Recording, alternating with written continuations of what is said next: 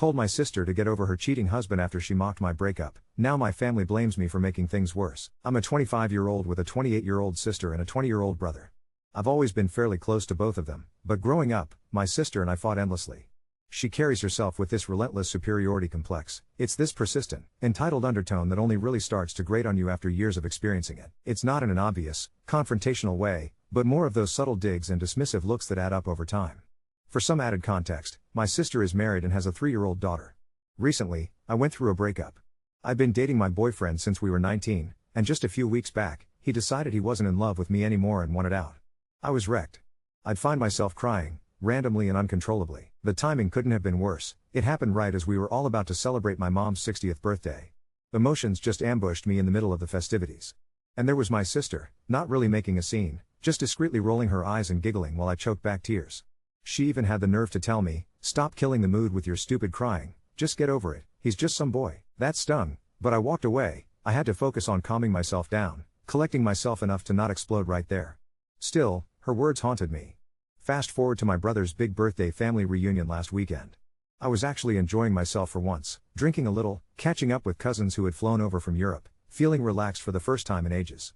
That all changed in a heartbeat. My sister stormed past us, absolutely crimson, clutching her daughter, with angry tears streaming down her face. All hell broke loose. There was yelling, sobbing, accusations flying. The whole atmosphere went from lively to tense in seconds. My sister had just found out her husband was cheating on her with some random coworker, and suddenly, everything just spiraled.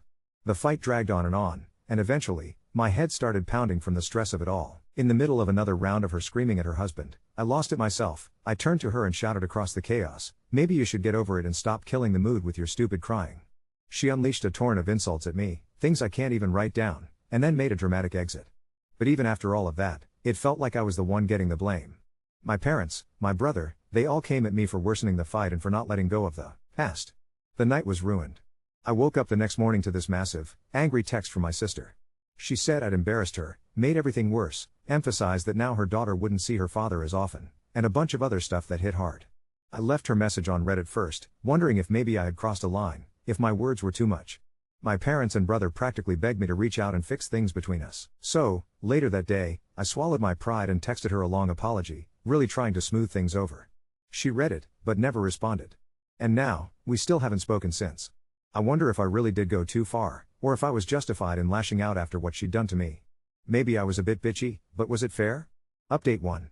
After everything that happened, I found myself grappling with the aftermath and feeling genuinely torn about my role in it all. The conversation swirling in my head made it impossible to ignore the fact that, although my sister has always been difficult, maybe I also went too far this time. The guilt and uncertainty lingered, so today, I finally decided to call her, not entirely convinced she'd even answer. My heart was racing when she actually picked up. The moment her voice came through the line, it was obvious she was still upset. There was a sadness and exhaustion in the way she spoke. I started the conversation as gently as I could, asking how she was doing and acknowledging that the whole situation was unfair to her. I told her plainly, she didn't deserve to be cheated on, that was never in question. I ended up talking a lot, probably more than I should have. I admitted to her that humiliating her wasn't right, even if I felt justified at the time. I tried to be honest about my feelings, explaining that I just wanted the two of us to have a normal sibling relationship for once, without the constant fighting and bitterness. Throughout the call, she didn't offer me an apology for what she'd said in the past, but she did take a moment to explain herself. Apparently, her silence wasn't anger, but humiliation and hurt. I could hear her voice begin to shake and, suddenly, she started crying. She told me I would never understand her side, saying, "You wouldn't have liked it if the tables were turned." She had a point. I told her I did understand, but in the heat of that moment, all I could remember were her cutting words from before, how her support was never there, only mockery. I kept circling back to the same admission. None of that gave me the right to hurt her in return. I told her directly, maybe too many times, that I was sorry for being an ass.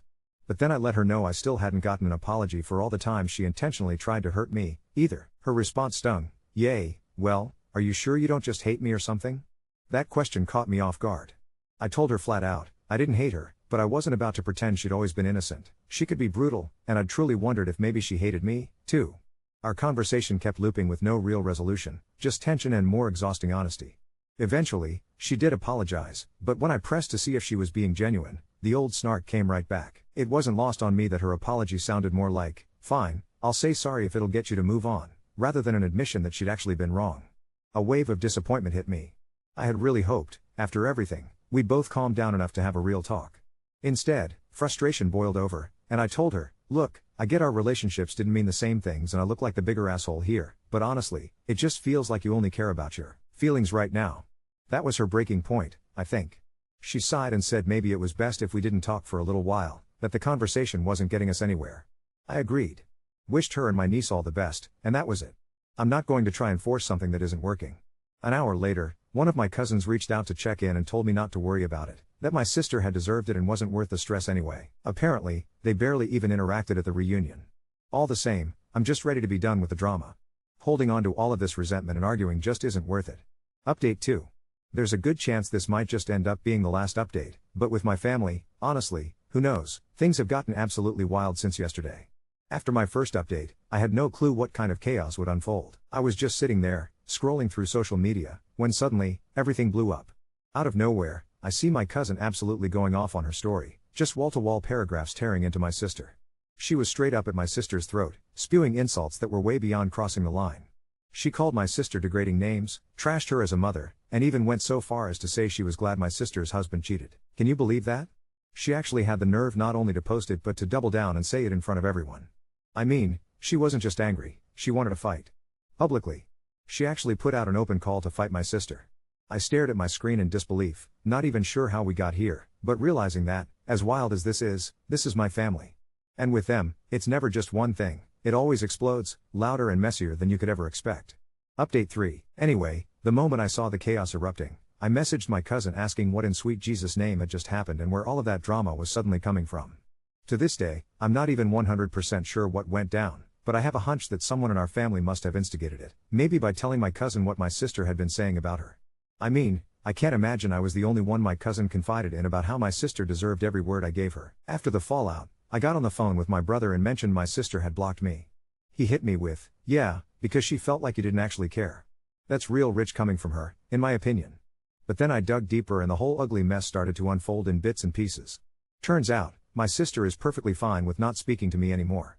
Just like that, my relationship with my niece is suddenly on life support, because apparently I'm a bitter fake bee. Half the family is at each other's throats, everyone's got opinions, and my parents are practically begging my sister to find some way to make peace with me.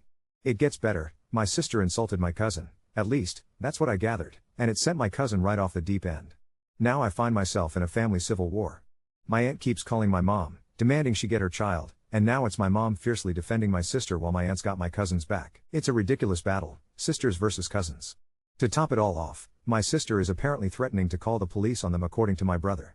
Meanwhile, my parents are pleading with me to cut off my cousin and aunt, calling them all sorts of foul-mouthed things I won't even repeat.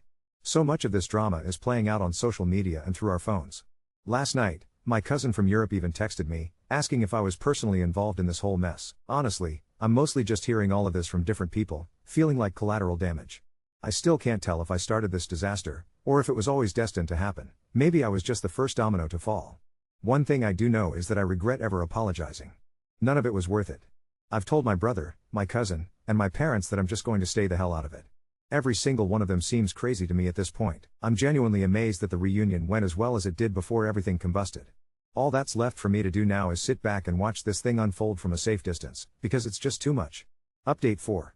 My dad called me the other day, already yelling at me before I could even say hello, blaming me for not standing up for my sister. I could barely believe what I was hearing. It was like he expected me to swoop in and fix a disaster I hadn't started. Once again, I told him this wasn't my problem anymore, it was between my cousin and my sister now. He just got angrier, insisting my sister was falling apart, super stressed, and talking about packing up and moving far away because of everything that's gone down. So I finally pressed him and demanded to know what exactly had happened this time. Turns out, my cousin and aunt decided to threaten my sister by saying they'd call Child Protective Services on her because they believed my niece wasn't safe with her, thanks to her latest antics. My sister, unsurprisingly, had a meltdown and threw threats back at them. That, of course, had my parents running over to check on her. Apparently, she'd been crying to them on the phone earlier, vowing to move someplace far away with my niece and cut off all family events because, in her words, everyone clearly wishes she was dead and she wasn't going to let anything or anyone come between her and her daughter. Honestly, I didn't even know what to say at that point. The only thing I could manage was to ask if my niece was okay, because as cold as it sounds, I really don't care about my sister anymore. I was still blocked by her, anyway, so what was I supposed to do even if I wanted to help?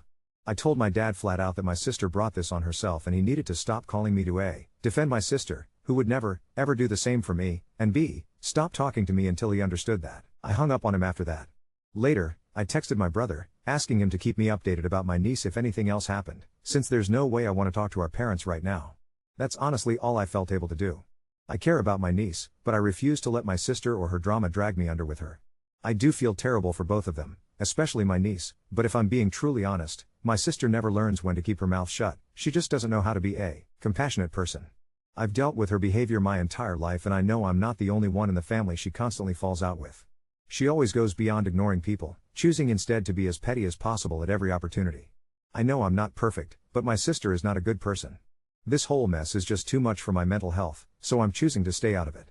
As long as my niece is safe, that's really all I can bring myself to care about now. Update 5. I thought I was done. I meant it when I said I was tapping out. But then, at 8 a.m. today, my phone lit up with a number I didn't recognize and I almost let it go to voicemail. I answered at the last second, and it was my dad, panicked, telling me to get to my sister's house right now because a lady from the state was there. For a second my brain didn't even connect the dots. I asked who. He said, flat as a slab of concrete, CPS. By the time I pulled up, there were 2 cars in the driveway, my parents and my sister's, and a third I didn't know. I could see my mom pacing the porch, my dad hovering nearby with his arms folded like he was guarding the door from a ghost. Inside, the living room was brighter than I've ever seen it, blinds pulled all the way up, and there was a woman at the coffee table, writing on a clipboard. My sister looked small. Smaller than I've ever seen her, no makeup, hair scraped back, wearing an old sweatshirt I remember from high school with the collar chewed up. My niece was on the floor with a mound of crayons, making circles and talking to herself. The caseworker, who introduced herself like she'd already done it 3 times, calmly asked me my name, my relationship, and if I was available to be an additional support. It wasn't some dramatic interrogation. She was warm but clinical, asking if the house always had their meds out like that. My mom lunged at the Tylenol on the counter like she'd found a grenade, whether there were any firearms, no, any history of violence, my sister's jaw ticked, and who had watched my niece in the last month. My sister kept glancing at me like I'd brought the woman there in my back pocket. At one point, when my niece got restless, she toddled over to me and crawled into my lap like she'd been doing it every day of her life. My sister stared, and for a second her face flashed with this look I can't describe, relief and resentment wrestling each other. I kissed my niece's curls and asked if she wanted to show me her favorite book. She brought over a ripped copy of a picture book about a mouse who wears too many hats. I read about 3 lines before the front door swung open. Her husband walked in with his mother behind him, both of them looking like they hadn't slept. He froze when he saw the caseworker, then looked at my sister with something hard in his eyes. He tried to keep his voice low, but he kept talking through his teeth, telling the caseworker that he'd been the one to ask for help, that he was worried about the threats from my cousin and the screaming matches in front of their daughter and the scene my sister caused at his job yesterday. That part was news to me. Apparently, my sister had shown up at his office and thrown a coffee at the front desk when they wouldn't page him. HR had called security. Coworkers filmed. I could feel my stomach drop because, no matter how complicated everything is, that's the kind of thing that sticks. My sister snapped at him to shut up, that he was a liar, and then she turned on me like a pivot. She hissed, "Are you happy now?" Loud enough that my niece looked up from the mouse's hats. I told her, as calmly as I could, that I wasn't there to fight and I didn't call anyone. She didn't answer. She was shaking. The caseworker kept redirecting, asking for dates, who could do pickups, who had keys, whether there was anywhere safe and neutral my niece could go for a few hours while everyone cooled off. That's how I got roped in. My parents both looked at me at the same time like I was a fire blanket. I agreed to take my niece to my place for the day so they could all talk without her there. My sister tried to say no, then said yes, then tried to say no again, then whispered please don't let him take her while not looking at me. We packed a tiny backpack. My niece insisted on bringing 2 stuffed animals and 1 sock, and we didn't have time to debate socks. Right as I was leaving with her on my hip, someone knocked like they were trying to bust the hinges. I opened the door thinking it was my brother and almost laughed when it turned out to be a guy with a manila envelope clamped in his hand. I don't even know what I expected anymore. He asked for my sister by her full name and slid the papers inside when my dad blocked him. Temporary orders hearing. The meeting is set for next week. My sister's face went white, then red, then she grabbed the papers and threw them. They didn't go far. 1 sheet fluttered and slid under the couch like it was hiding from all of us. I left.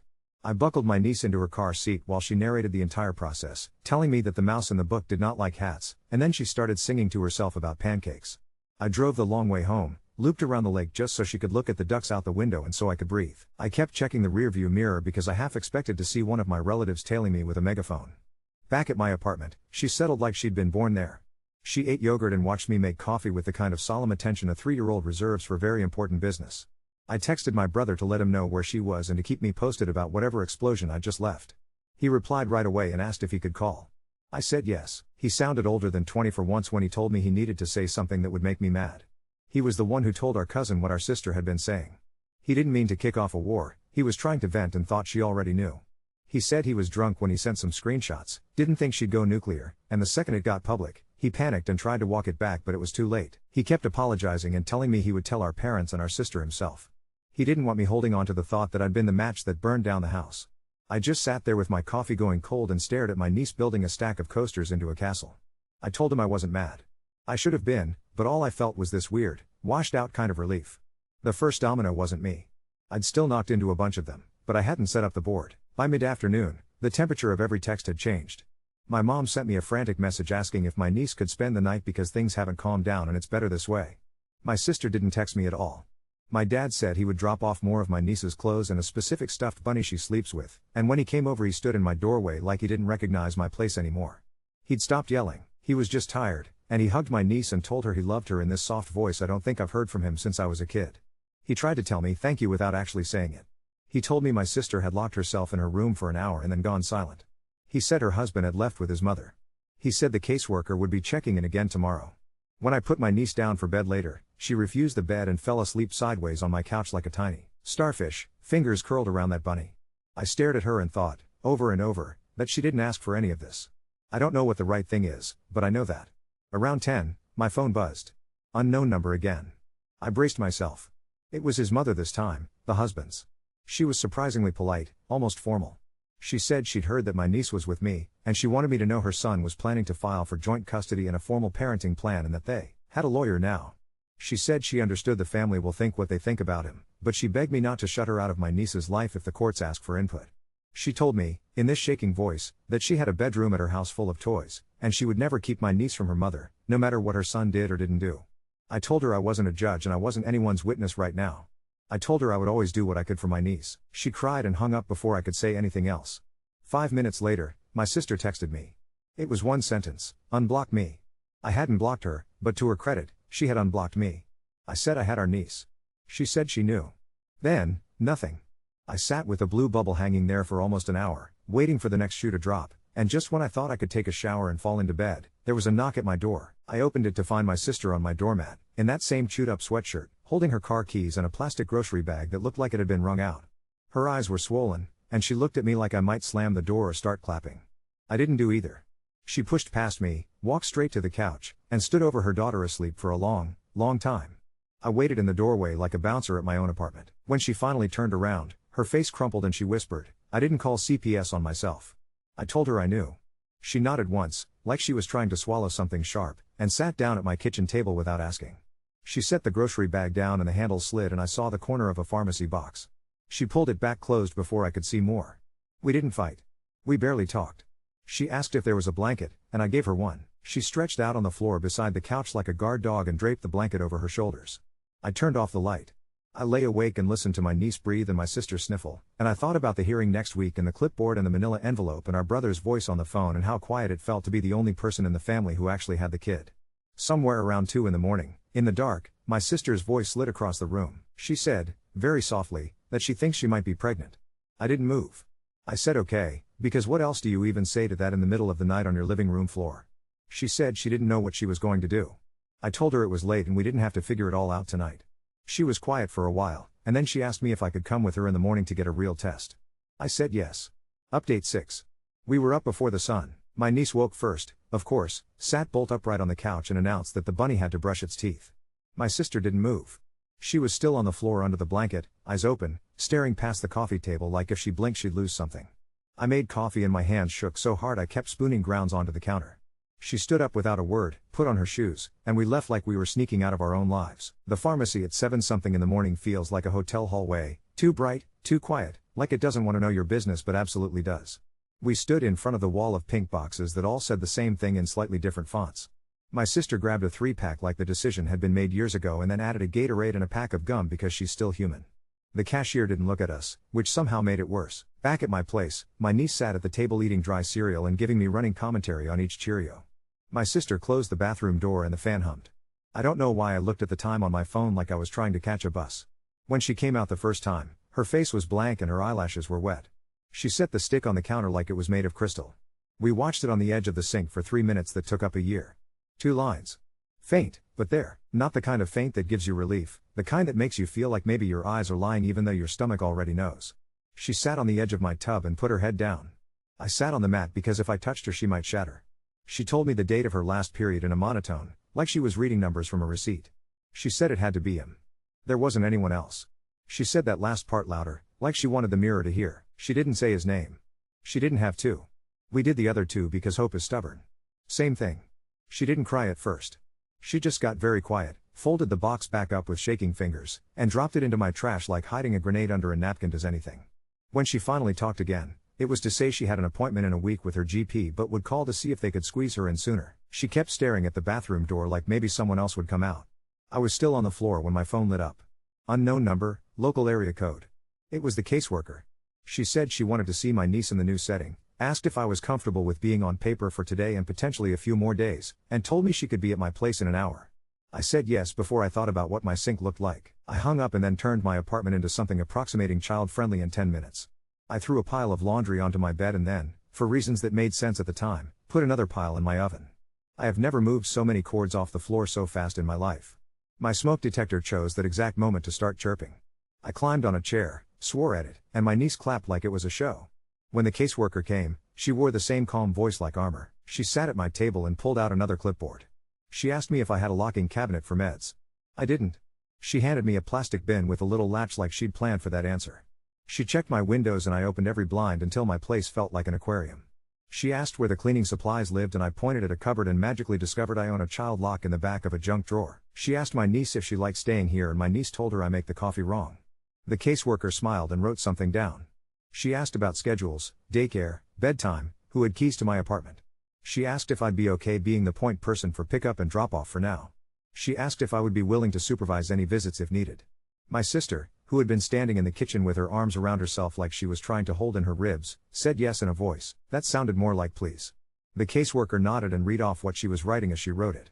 Child will remain in the care of maternal aunt for a minimum of 72 hours pending court status, like it was a grocery list. My name on the paper looked ridiculous. It also felt like when you pick up a heavy box and realize you can carry it. Right as we finished, my sister's phone buzzed face down on the counter and lit up with a number she had saved as just a company name. She sent it to voicemail. It rang again. She answered and put it on speaker without looking at me. HR. The voice was precise and polite and made my stomach hurt. The woman on the other end said they were following up on yesterday's incident and informing my sister that a no trespass was being issued for the premises going forward. If she returned, they would contact law enforcement. They needed a mailing address to serve the letter. My sister closed her eyes and gave them our parents' house. When she hung up, she folded her hands like she was praying and did not move for 3 long breaths. Our brother texted me while the caseworker was still taking pictures of my smoke detector. He wrote that he'd told our parents what he told me, that he was the one who fed our cousin all the gasoline. He said our dad didn't say anything for a full minute and then said, "Okay," in a voice that made him want to crawl out of his own skin. He said our mom cried and then told him to go to class like anything was normal. He asked if I was still speaking to him. I told him to come over for dinner if he wanted to actually see our niece and earn a pass for a bedtime story. He sent me the skull emoji and then I'll be there at 6. There was a knock not long after the caseworker left. I steeled myself. It was my mom with a bag that was warm and heavy. She didn't come in at first. She handed me a container of soup and 3 Tupperwares and then just stood there on my doormat like a person at the wrong apartment. When she did step inside, she stopped when she saw my sister at the table and my niece on the rug lining buttons up in a straight line like a tiny general. My mom put the bag down, cupped my niece's cheek, and then looked at me with eyes I recognized from childhood. She didn't lecture. She said, "Thank you." Out loud. It sounded like it scraped her throat on the way out. Then she turned to my sister and asked, like a normal question on a normal Tuesday, if she wanted bread with the soup. My sister nodded like someone had offered her a life raft. My dad came behind her with a small duffel and that specific stuffed bunny that looks like it's been through a war. He didn't look at me right away. He put the bag by my couch, bent down, kissed my niece's head and told her a knock-knock joke so bad it looped around to good. He stood up and met my eyes. He started to say something that sounded like an apology and then stopped. Instead, he asked if my smoke detector battery was new. I said yes. He went into my kitchen and changed it anyway. Some people are only fluent in certain languages. At noon, my sister got an appointment for a blood draw at an urgent care with basic prenatal. We took my niece and her bunny and sat in a waiting room with 4 chairs and a fish tank with no fish. A nurse called my sister's name and she went in alone. I watched my niece press her face to the glass and tell me there were invisible fish. When my sister came out, she had a bandage on her arm and a printout in her hand. The paper was full of words and none of them were answers. They'd call tomorrow with the numbers, tell her how far along, recommend an OB. She looked at me like she expected me to take the paper and turn it into a plan. On the way back to my place, my sister's husband texted me. Not her. Me. I want to see my daughter today. No question mark. I asked my caseworker how to do that without setting the building on fire. She told me to offer a public place, suggest my parents as supervisors, keep it short. I told him to park 2 blocks from my parents' house at 3 with our parents there. He wrote back fine and then nothing. They went. My mom sent a photo of my niece in a swing with my dad standing behind her and my sister on the bench with her hood up. Her husband stood off to the side with his hands in his pockets, looking at the ground like it had answers. The picture looked almost normal except for the way everyone's shoulders were hunched like they were bracing for weather. At 3:30, my phone buzzed again. Unknown number, again. I answered because apparently that's my life now. A man introduced himself as her husband's lawyer. He was brisk and deeply bored, the way only someone who sues for a living can be. He said there would be a motion this afternoon for temporary possession and a request that exchanges happen at a supervised center or with a neutral third party present. He asked if I would accept service for my sister since she was difficult to reach. I told him I wasn't her secretary. He said someone would be by before 5. I hung up and yelled into a dish towel. At 4, while my niece napped face down on a pillow like someone dropped her out of an airplane, my sister pulled the plastic pharmacy bag out of her purse and slid it toward me like she couldn't hold it anymore. Prenatal vitamins. Ginger candies. The smallest bottle of Tums I've ever seen. A folded up brochure from the urgent care about resources. She kept her finger pressed to the corner of the bag like if she let go she'd float away. She said, so quietly I almost didn't catch it, that she hadn't told him. That she wasn't going to until she knew what she was doing. She said if it was him, she stopped, and then she said if it was his, she didn't know if she could handle being tied to him for another 20 years. Then she looked at me and said if I ever repeat any of that to anyone, she will actually move to the moon. At 5, there was a knock like the door owed someone money. I opened it and it was a courier with, what else, a manila envelope. I was about to call for my sister when a car I didn't recognize pulled up to the curb, windows down, music off. Her husband got out. He wasn't alone. A woman climbed out of the passenger side with him, wearing a blouse like HR designed it and the kind of flat shoes people put on when they've been on their feet all day.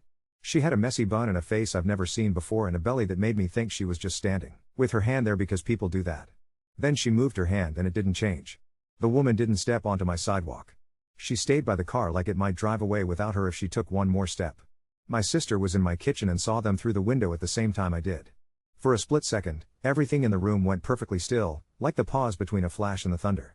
My niece snored. The courier held out the envelope to me like it was hot. My sister walked to the door and stood behind me. The woman at the curb lifted her chin in that small, iron way people do when they've been told to be ashamed and declined. She said, very clear, like she wanted it to carry, I'm here because he's not hiding anymore. I'm also pregnant. My brain thinned out to a line. My sister laughed, an awful sound, not funny at all. She said, congratulations, in a voice that could cut glass. Her husband said her name like a warning. He looked at me like I could fix this with my doorway. I don't know what I expected to do with that news on my porch with a man in a polo and legal papers between us. I didn't do much. I took the envelope. I told them they needed to leave. I told them we weren't doing sidewalk theater with a sleeping 3-year-old 6 feet away. The woman nodded once and got back into the car. Her husband stood there for a beat like he was waiting for a different script and then followed. When I shut the door, my sister didn't move. She stared at the wood like she could see through it, and then she turned around and walked back to the couch very slowly, each step weirdly careful, like the floor had turned to ice. She sat down. She didn't cry. She put her hand on her own stomach flat. She looked at me and said, so plain it almost didn't sound like English, okay.